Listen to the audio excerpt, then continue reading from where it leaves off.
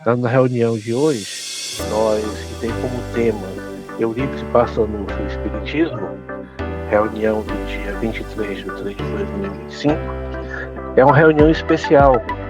Isso, passar uma mensagem para vocês da importância dos nossos amigos, né?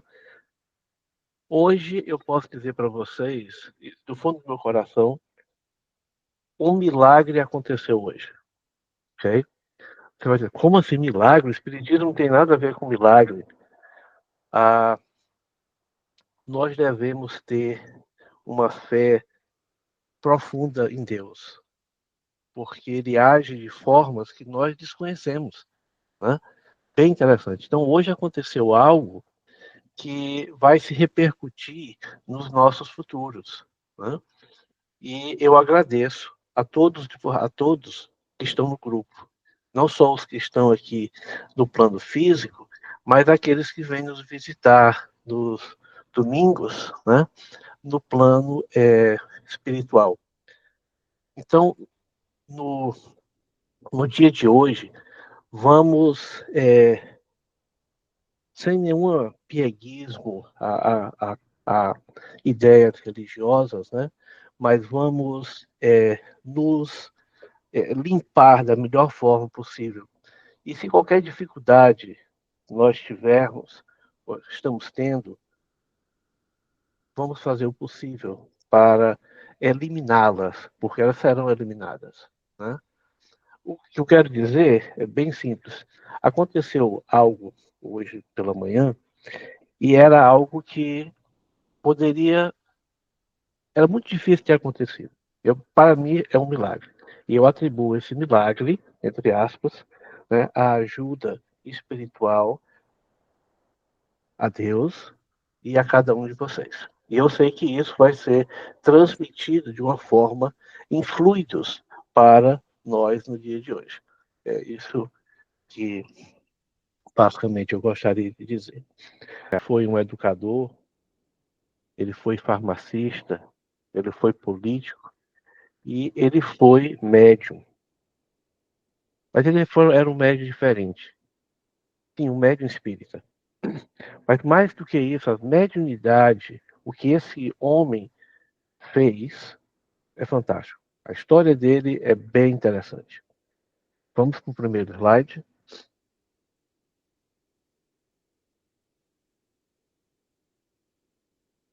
Ele nasce numa cidade, né, chamada Sacramento, que fica lá em Minas Gerais, e ele nasceu no dia 1º de maio de 1880. Dá para se ver aí Minas Gerais, o estado, e esse pontinho vermelho, tem 2 pontos vermelhos, o mapa do Brasil, Minas Gerais, e depois tem só o mapa de Minas Gerais, e tem o outro pontinho vermelho, que é a cidade de Sacramento. Ele desencarna também em Sacramento. Ele nunca saiu basicamente de lá. Minas Gerais, ele desencarna no dia 1º de novembro do ano de 1918. Jovem, extremamente jovem, com uma idade de 38 anos. Né? Mas foram 38 anos muito bem vividos. Fred, para o próximo. Ele teve como pai, consegui pegar a foto do pai e a foto da mãe dele, né? Filho de Hermógenes Ernesto de Araújo.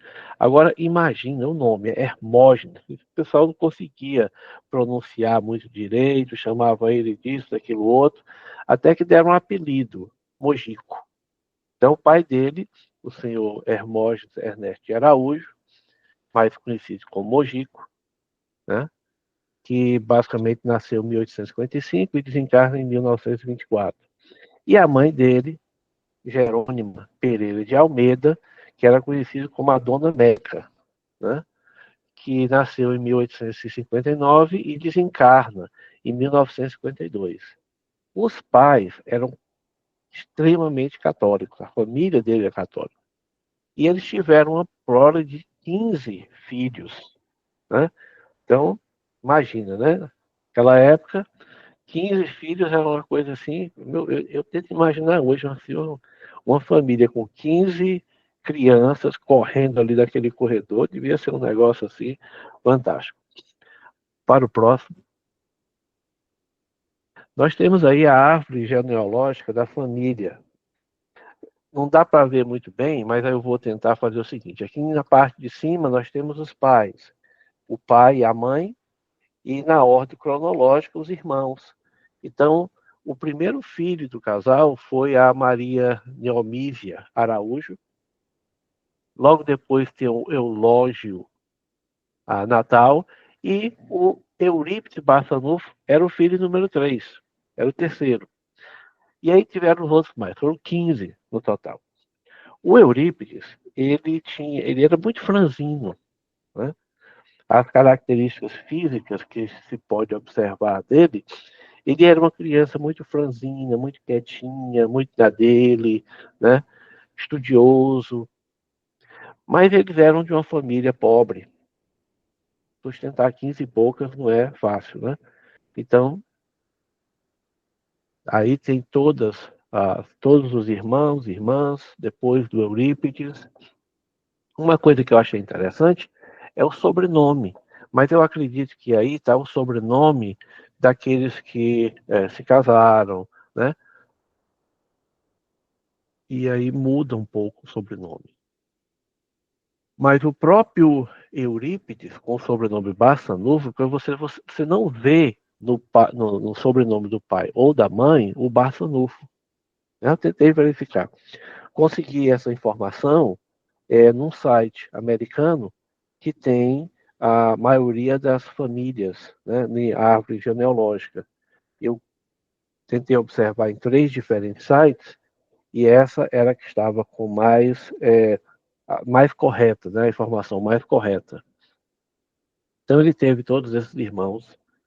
Vamos para o próximo, por favor.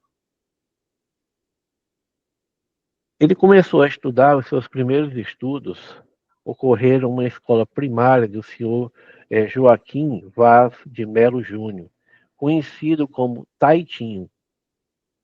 Diz que o Eurípides tinha uma facilidade para aprender as coisas incrível. Ele tinha, assim, parece que ele bebia, parece uma esponja. Colocava ali, ele aprendia, vinha muito rápido, ele conseguia se destacar nos estudos. Em 1889, foi fundado na cidade o Colégio Miranda, sob a direção do professor João Derville de Miranda, que posteriormente trabalhou como educador com Barçanufo no Liceu Sacramentano. Nós vamos ver logo mais que o Liceu Sacramentano foi uma escola fundada por Barçanufo em conjunto com alguns educadores da época, né? E aí nós vamos voltar um pouquinho atrás, porque o Barçanufo ele nunca saiu de Sacramento. E o Liceu Sacramentano, ele tinha como base o estudo de Pestalozzi. Bem interessante. Com a idade de 12 ou 13 anos, ele criou um grêmio dramático sacramentano, mostrando suas habilidades intelectuais através da arte, poesia, teatro. Então ele montou esse grêmio e esse grêmio se tornou sucesso. As pessoas iam, né? A população da cidade ia para assistir às peças teatrais, onde ele escrevia a peça e outras coisas mais, poemas, né? Muitas outras coisas. Participou de diversas peças, principalmente com temática cristã. Lembrando que a família dele era muito católica, né? E ele também era católico. Todos os irmãos, os 15. Então, ele tinha uma preocupação, desde pequeno, diz que ele tinha uma preocupação muito grande com a humanidade. A mãe dele tinha problemas. O problema que basicamente ela tinha uns desmaios. E já tinham ido para os médicos da época, mas ninguém conseguia resolver a situação. Então ela estava ali, de repente ela desmaiava e ninguém sabia o que estava acontecendo. Em 1902, o seu pai levou ele ao Rio de Janeiro, que eu acho que foi a única vez que ele saiu, para se matricular na faculdade de medicina e procurar um emprego. porque basicamente, depois que ele fundou o Grêmio Dramático, os professores, depois de um certo tempo, chegaram para o pai dele e disseram: olha, nós não temos mais nada a oferecer ao seu filho. Ele, algumas vezes, quando os professores não podiam dar aulas, ele ia dar aula de matemática, ainda estudante de francês, de outras línguas, né? E ele aprendia de uma forma bem rápida. Mas em 1902, porque ele queria ser médico, e aí ele disse: vamos ver, vamos lá para o Rio de Janeiro, que é a única escola de medicina que tinha na época, né? Nós estamos falando aqui na época do Dom Pedro II, basicamente, e ele conseguiu uma vaga, porém teve um problema. A mãe dele passou mal, tinha as crises constantes, e ele resolveu ficar com a mãe. Dizem que quando ele era pequeno, na idade de 6, 7 anos, ele tentava ajudar a família, né, em serviços, pequenos serviços na escola onde ele estava. E esse dinheiro ele dava para a mãe. Basicamente, a mãe dele pegava o dinheiro para ajudar na alimentação, para ajudar em outras coisas da família. E ele começou a ajudar, então, a família muito cedo. Ele nunca se formou. Uma vez, teve um médico homeopata que passou pela cidade e os pais deram guarita a esse médico. E esse médico vinha com muitos livros homeopáticos. E o menino, né? O menino, eu lembro disso, ele ficou muito encantado. Começou a ler os livros, começou a ver, né, o que estava ali escrito, porque ele queria encontrar a solução para o drama da mãe dele, o que, que a mãe dele sentia. Quando o médico deixou a cidade, o médico deu para ele alguns livros. Ele viu que o menino estava tão empolgado que ele pegou e deu os livros, alguns livros, e disse: ó, estude isso aqui. E foi assim, todo o conhecimento que ele teve, basicamente ele foi através dos livros. Ele foi um autodidata, né? Incrível, mas ele foi um autodidata. A próxima página, por favor, o slide. Como foi o contato dele, então, com a doutrina espírita, ou a doutrina dos espíritos? Ele era muito católico, a família é muito católica. Porém, existiam alguns parentes, né, tios, tias, avós, e tinham as fazendas. E foi descoberto que um tio dele, que era muito católico, se transformou em espírita. Ah, como foi que isso aconteceu? Essa fazenda, chamada Fazenda Santa Maria, que é distante de uns 14 quilômetros do centro de Sacramento, diz que aconteciam uns fenômenos muito interessantes. Disse que o pessoal estava dormindo, escutava barulho na telha, como se fosse alguém atirando pedra. Iam lá, não tinha nada. As pessoas passavam na rua, né, e alguém batia nas costas das pessoas de tal forma que se você tivesse com uma roupa um pouco mais clara, a forma da mão, como se fosse assim, a pessoa tivesse pego no barro, ficava nas costas da pessoa. Mas não se conseguia detectar, não conseguia se ver da onde isso vinha, né? Diz que as pessoas estavam dormindo ou acordadas no dia a dia e os móveis começavam a se mover. Na cozinha, as panelas dançavam. E isso acontecia de muito nessa fazenda em particular, que era a Fazenda Santa Maria. Na residência, né, do proprietário, que era o capitão Joaquim Gonçalves de São Roque, e a sua esposa. Bom, o que foi acontecer então? O Mariano, que ele conhecia como tio Mariano, se casou com uma das filhas do capitão Joaquim. E ele estava lá na fazenda, era um homem simples, mas ele estava lá na fazenda, conseguia ver isso, e resolveram fazer. Ele descobriu que existia uma tal de doutrina espírita e resolviam então fazer umas reuniões mediúnicas.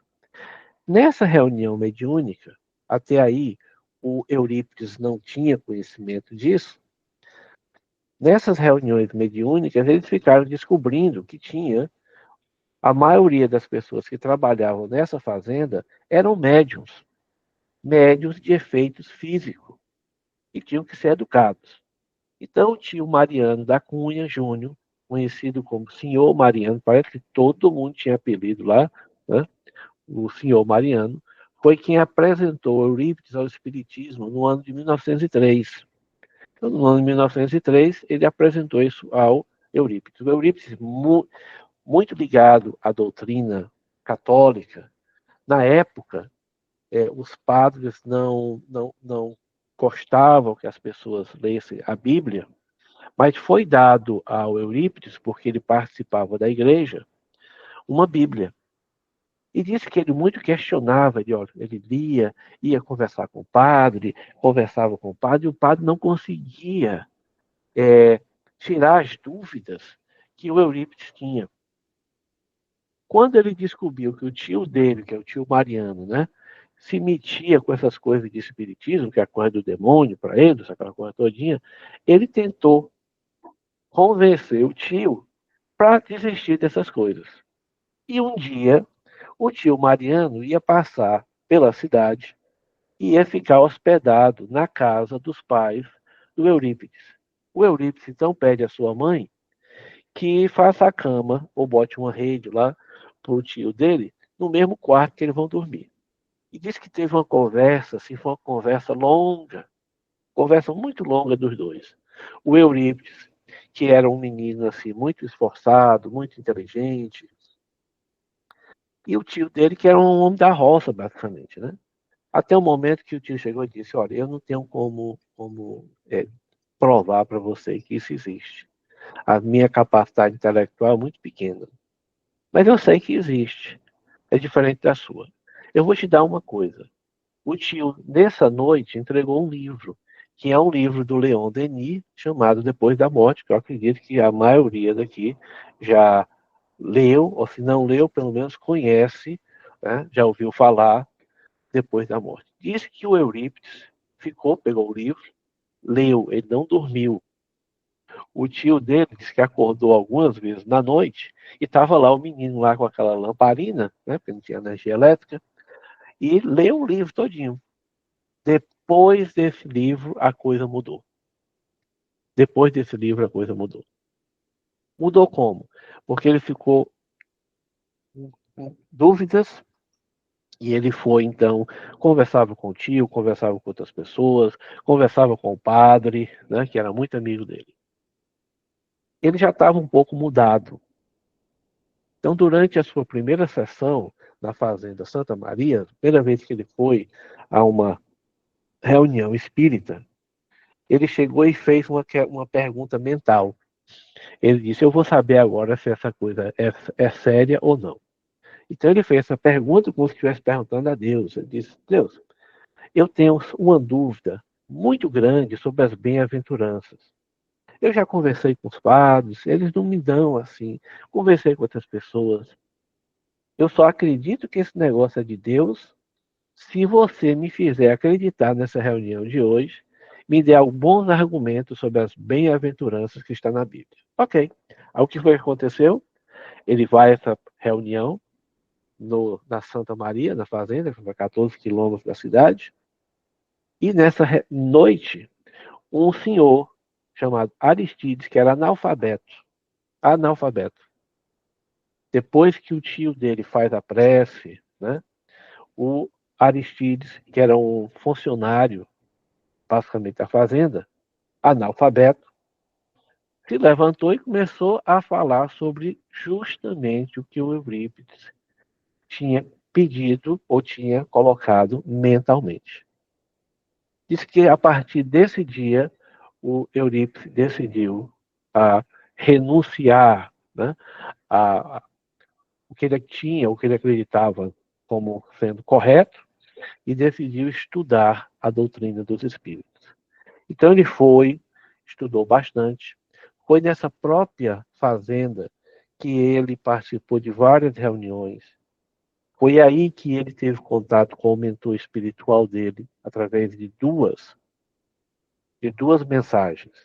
São Vicente de Paula, era o mentor espiritual do Eurípides Barçanufo, e o São Vicente, na primeira vez, conversou com ele, e essa conversa, dizem, era através ainda das mesas, das pancadas.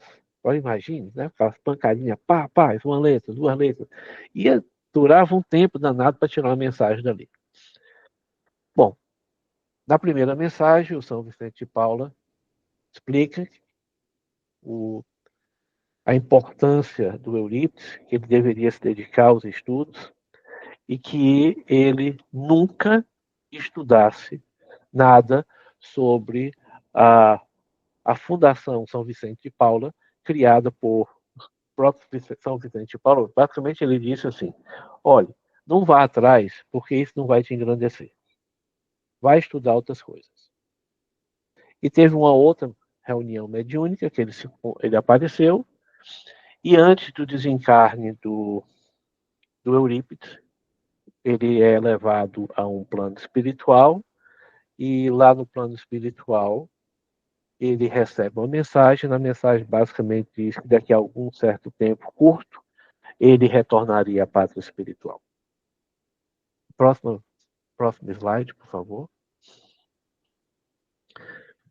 Sabendo, começando a estudar, ele foi atrás das obras de Allan Kardec, ele foi atrás dos livros, foi atrás de estudar, e ele, em 1905, ele funda o Grupo Espírita Esperança e Caridade.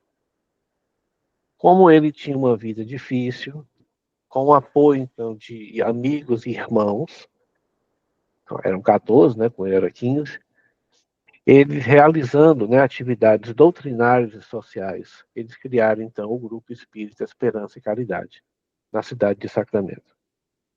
Posteriormente, nós sabemos que Bezerra desencarna em 1900.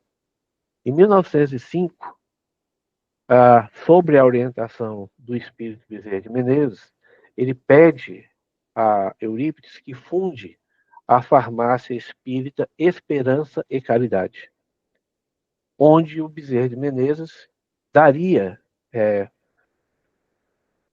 ajudaria através da mediunidade, traria certas, como é que eu posso dizer? Traria certas informações de como curar ou como ajudar a pessoa. Ele, com alguma dificuldade, né, ele consegue comprar todo o material necessário, o laboratório, funda um laboratório, e aí o Eurípides basicamente começa a ter o remédio homeopático. A homeopatia era número 1 deles. Em vários momentos, o Eurípides ele foi solicitado a ajudar pessoas. Teve um momento muito interessante, isso até registrado na vida dele. Ele foi para o Centro Espírita, não o Centro Espírita Esperança e Caridade, isso foi antes da fundação do Caridade, Esperança e Caridade, do ano de 1905. Ele estava na fazenda quando ele recebe uma intuição e pergunta ao tio se por ali morava alguém, disse o nome da pessoa. O tio chegou e disse: eu me lembro, sim. É um rapaz, é um senhor já. Mas o porquê? Não, nós temos que ir lá hoje. E o tio chega e diz: nós não podemos ir lá. Ele está numa zona que nós não temos entrada. Ninguém pode ir lá. Não, não, mas eles estão dizendo que eu tenho que ir lá hoje. Senão vai ser muito difícil. Pode ser que essa é a única chance. Acho que ele incentivou tanto, conversou tanto com o tio disse: ah, Sérgio, você está dizendo que a gente tem que ir, nós vamos. Mas eu vou só lhe dizer uma coisa: ele foi levado a um local, uma área, que tem pessoas leprosas. Aí ele disse: não importa, vamos lá.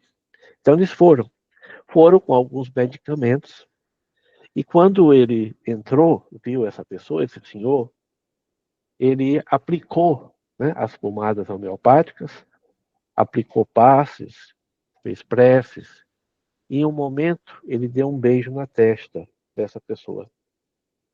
Na testa da pessoa tinha uma chaga aberta. Diz que em pouco tempo essa chaga se fechou. Demonstrava a mediunidade de cura que o Eurípides possuía. Ele era parteiro, ele era chamado várias vezes para auxiliar pessoas doentes. Ele não era médico, nunca estudou medicina, né? Mas ele ia e os espíritos atuavam com ele e muitas pessoas foram bem-sucedidas. Quando o Bezerra, então, pede para que ele funde a farmácia espírita, né, Esperança e Caridade, dentro do centro espírita, era para ajudar mais. Tinha uma população muito grande, ainda tinha escravos, coisa toda, e ele tentava ajudar da melhor forma possível.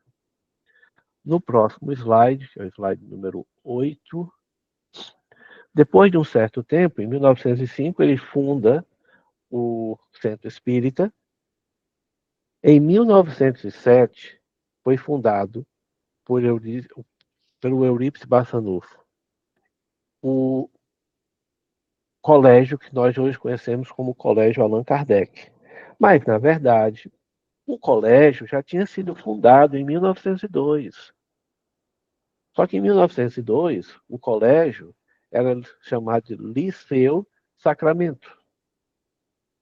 O Liceu Sacramento tinha como um dos professores o Eurípides, que ensinava de tudo lá. Ele ensinava francês, ele ensinava português, ele ensinava matemática, geometria, né, latim, e ensinava basicamente tudo que eles tinham lá para os jovens, para as crianças. Sendo que o objetivo era ensinar mais para aqueles que não tinham condições, que não tinham posse, né?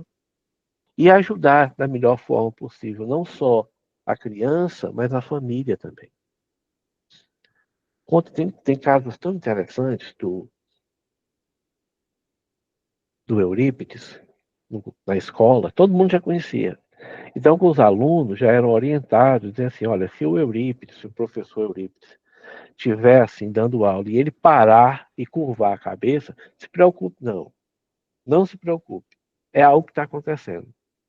E tem uma história, no finalzinho a gente conta, que foi um caso que foi registrado como verídico. Eu não posso provar, não tenho prova, mas foi registrado como perito. E, no caso aqui, então, o colégio Allan Kardec continua existindo até o dia de hoje, é tido como a primeira instituição de ensino com bases da pedagogia espírita. Tem aí duas fotos, uma preto e branco, quando ele era o Liceu Sacramento, provavelmente pelo ano de 1902, ou, ou perto, né? E tem aí a outra foto, bem mais elegante, bonitinho. Atualmente, essa foto eu acho que foi tirada nos últimos 5, 6 anos.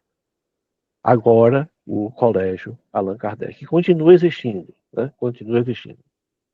Foi um colégio utilizando as técnicas de Pestalozzi. Engraçado porque o Eurípides nunca encarnado manteve contato com o Pestalozzi, né?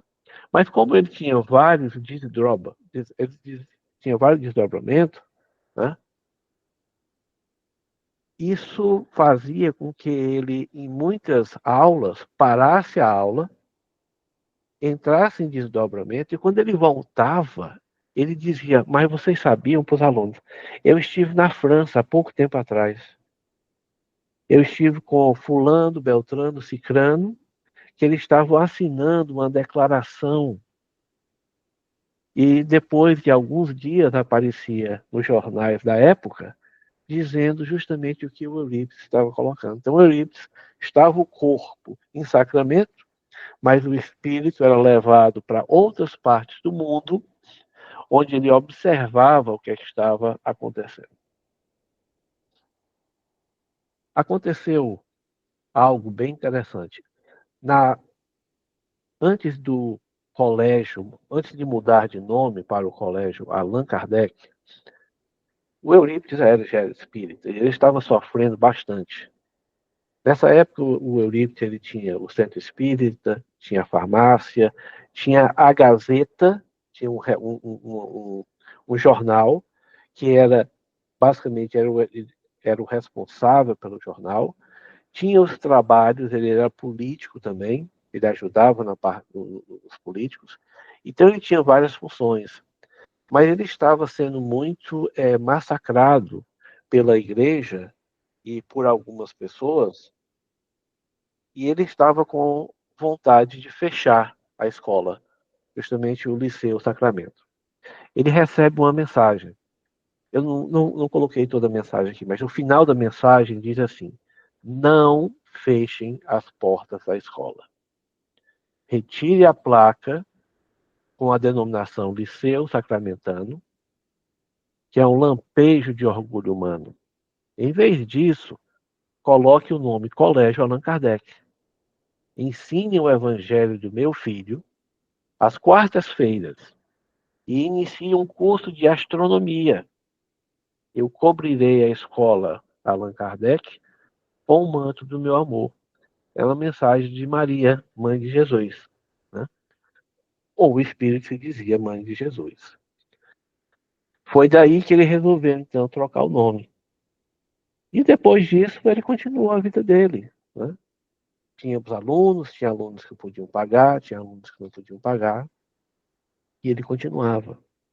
Tinha vários professores, e em muitos casos, né, pessoas doentes, chegavam alunos fracos, paupérrimos, ele utilizando o método de Pestalozzi, onde ele respeitava a todos, sem distinção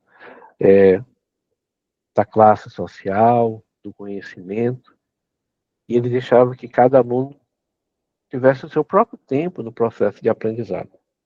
Então, o colégio Allan Kardec, que foi basicamente inaugurado em 1907, foi um marco. Foi um marco porque era um colégio que ensinava bem mais do que os outros colégios e de uma forma bem mais inteligente. A próxima página, por favor. Mediunidade.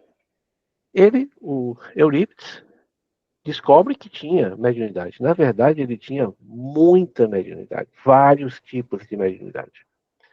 Mas a mediunidade mais notável do Eurípides Bassanufo era o desdobramento.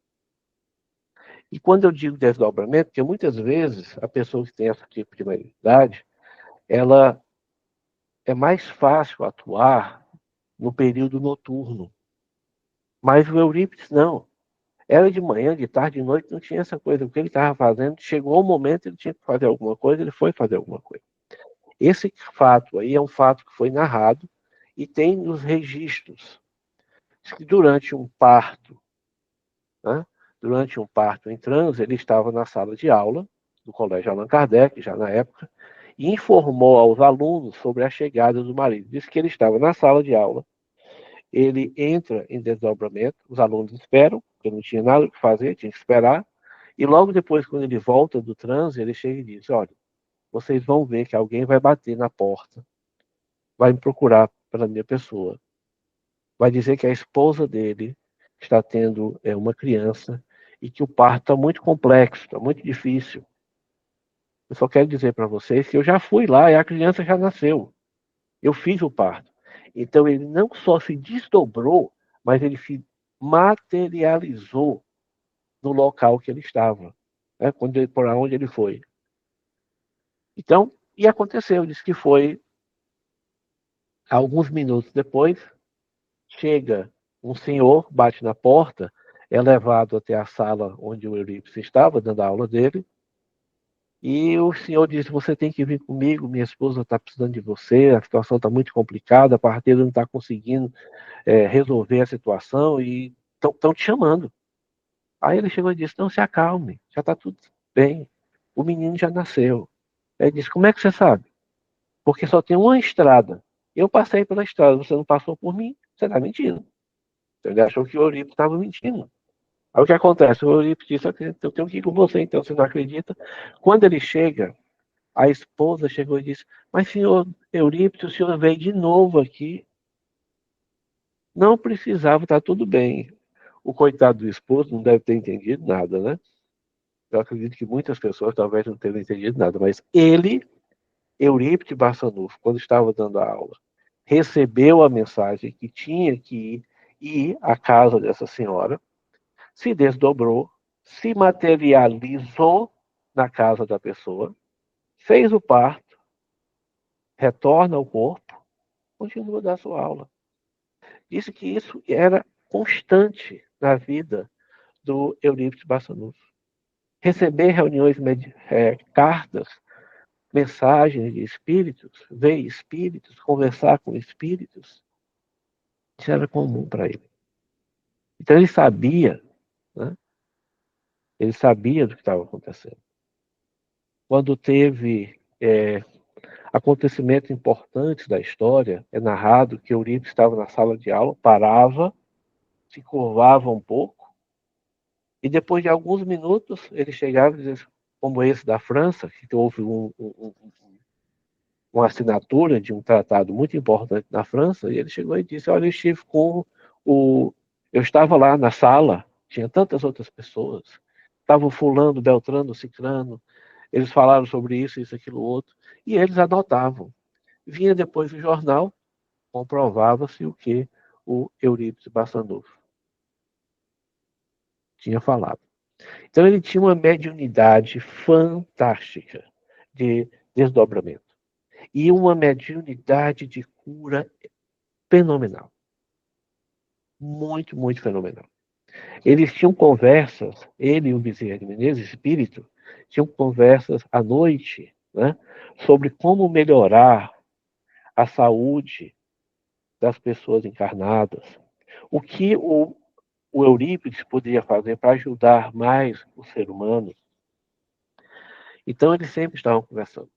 Na verdade, a pesquisa que eu fiz, o Eurípides Barçanufo e o Bezerra de Menezes, eles estiveram em contato em várias encarnações. Tem uma passagem, eu não posso comprovar, é um espírito, eu estou tentando ver se consigo juntar aqui os pontos, né, para ver se isso é uma realidade ou não, mas tem um espírito, é um livro que até o Haroldo colocou, a Espera, onde narra que o Eurípides Barçanufo, ele estava na época de Jesus, como Bezerra estava lá. O Bezerra foi um instrutor espiritual na época e eles tiveram o prazer de conhecer a grande luz. Os essênios chamavam a grande luz Jesus, né? Para eles, ele, a grande luz, e a grande luz veio visitar os essênios uma vez, de acordo com o livro A Grande Espera, da médium Corina Novelina. Novamente, eu não posso dizer que isso é verdade ou é falso, né? Mas é algo que a gente. Eu costumo fazer o seguinte: sempre que eu vejo uma anotação, eu pego esse meu caderninho aqui, eu anoto, aí o que é que eu faço? Vou procurar em outras, né, se tem algum sentido, né? E se tiver algum sentido, talvez tenha uma possibilidade. Mas, no caso em particular, aí, o Eurípides ele consegue salvar a mãe e o bebê, e tudo correu muito bem. Na próxima página, por favor. O Eurípides, ele sempre, no jeito dele sincero, amável, ele era uma pessoa muito amável, ele era muito cordial com o próximo, ele era de uma afabilidade, de um amor para com o próximo, de uma forma sensacional. Diz que as pessoas o procuravam, não tinha para ele, não tinha questão do tempo, se estava chovendo, se não estava chovendo, se era de manhã, se era de tarde ou de noite, se ele estava com fome ou não. Ele era uma pessoa que estava para servir, quando encarnado. Ele tinha um amor em servir. Uma coisa interessante é que tudo começou basicamente com a mãe dele, né? Porque a mãe dele tinha, como eu falei no início, a mãe dele tinha uns problemas de saúde que ela desmaiava. Ele descobriu a causa do problema. era um espírito que estava com a mãe muitas e muitas encarnações. E ele descobriu que esse espírito estava fazendo com que ela tivesse esses ataques.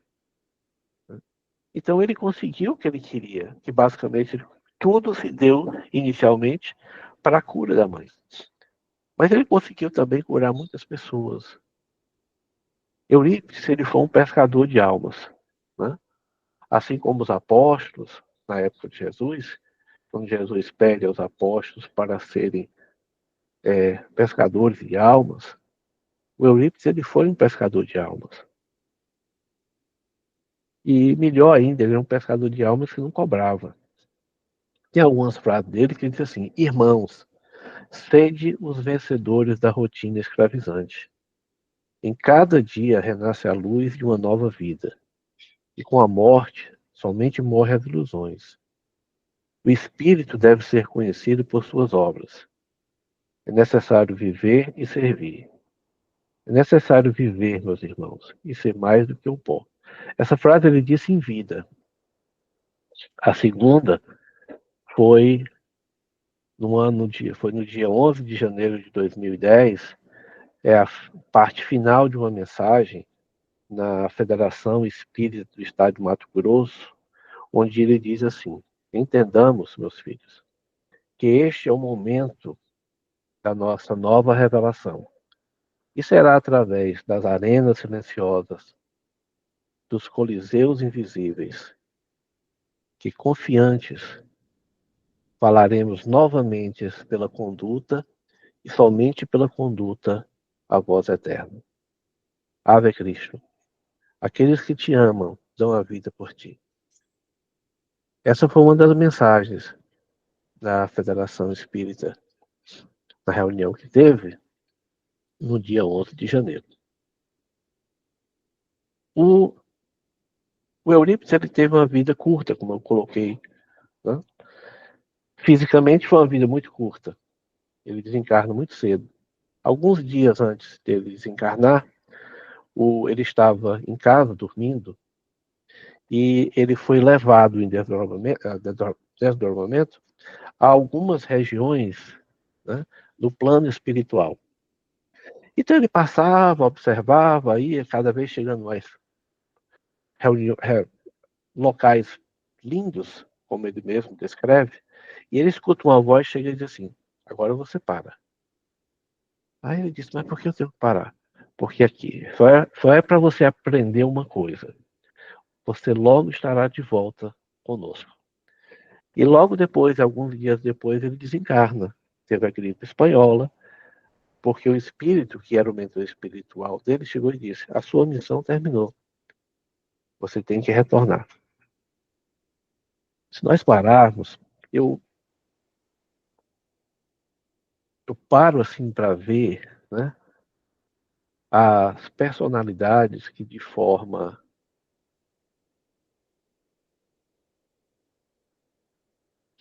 assim tão singela elas fazem um trabalho que eu fico vendo, poxa, eu não consigo fazer, né? O Eurípides é de uma cidade pequena, numa época extremamente difícil. Ele fez o que ele aprendeu a fazer, que era ajudar o ser humano, ajudar o seu próximo. É claro que nós sabemos, nós somos espíritas, a gente sabe que o espírito de uma pessoa chegar ao ponto que ele chegou, não foi naquela encarnação. Eu fiz algumas pesquisas, não coloquei aqui, porque é pesquisa. É muito difícil determinar o que a pessoa foi numa encarnação ou não. Eu tento estudar as obras do Ian Stevenson,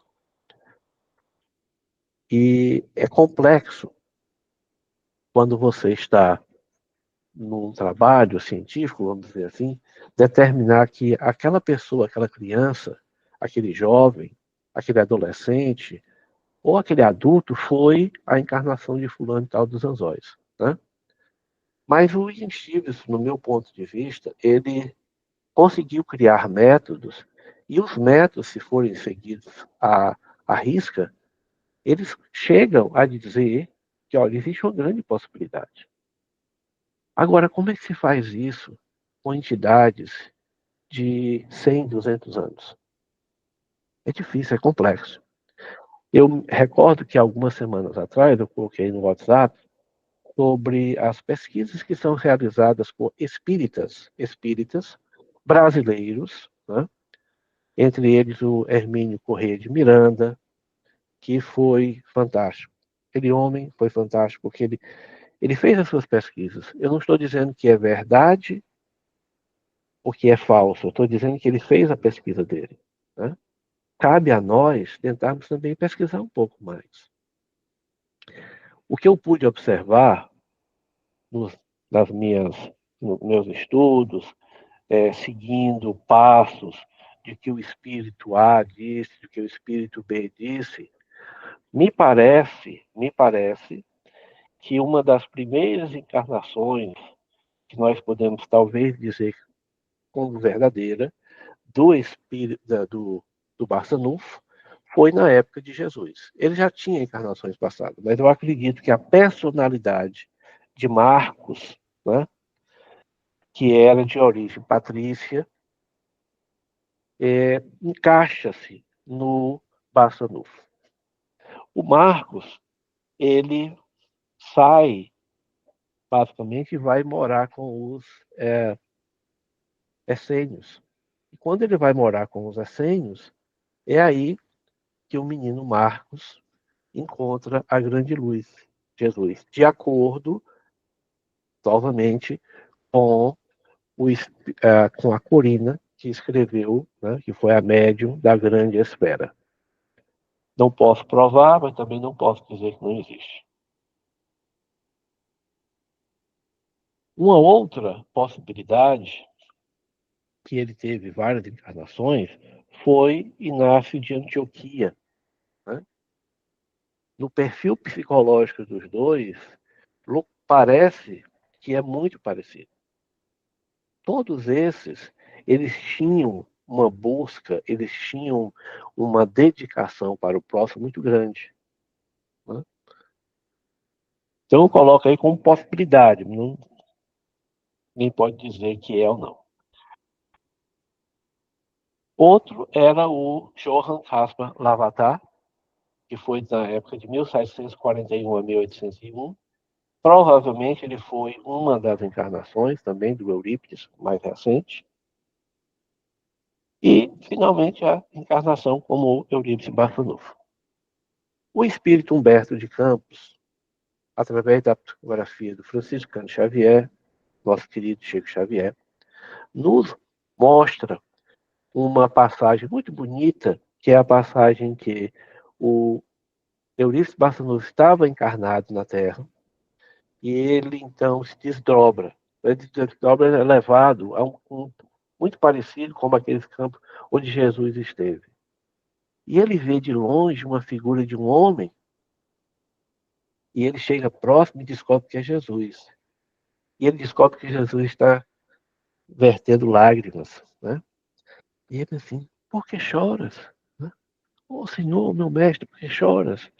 E ele não escuta nada. Aí ele vai, se aproxima um pouco mais. Né? Tu choras porque os homens não querem te conhecer? Aí ele diz que vê o rosto de Jesus. E quando ele vê o rosto de Jesus, aí começa o diálogo.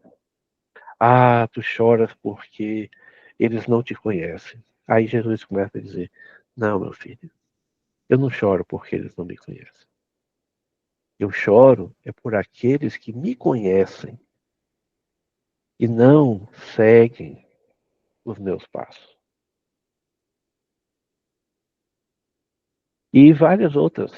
O Eurípides Barçanufo passou, né, sempre contato.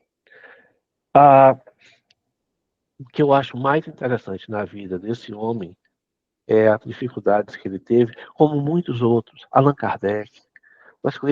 Nós sabemos as dificuldades do codificador da doutrina espírita. Nós sabemos da dificuldade que teve um Chico Xavier.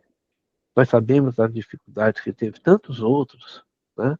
Um Bezerra de Menezes, uma, e de outras instituições, de outros credos, e eles conseguem.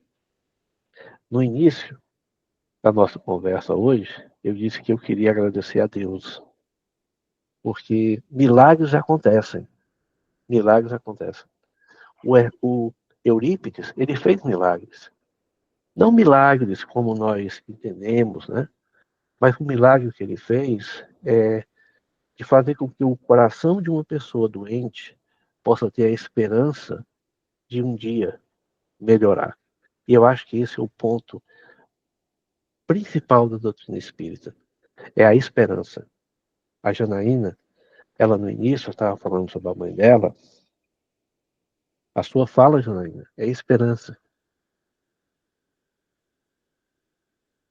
Na verdade, filhos do coração, é difícil falar daqueles que nos antecedem. Deus, Jesus, é a luz que todos nós devemos buscar. Porém, o dia a dia, essa é a desculpa que nós usamos, o dia a dia. Não, não é o dia a dia. Somos nós, nos nos nossos sonhos mais imediatistas, de chegarmos e sermos o melhor. Somos almas endividadas. E como o nosso irmão Eurípides, uma alma endividada que conseguiu superar as suas dificuldades. Todos nós somos filhos de Deus. E como filhos de Deus, nós seremos vencedores. Se acharmos que nós podemos continuar a andar. A nossa tarefa, irmãos, não é uma tarefa difícil. É dolorosa, sim. Exige renúncia, sim. Mas é uma tarefa que pode ser alcançada. Cada um de nós, esteja na matéria, fora dela, tem as suas dificuldades. Mas Deus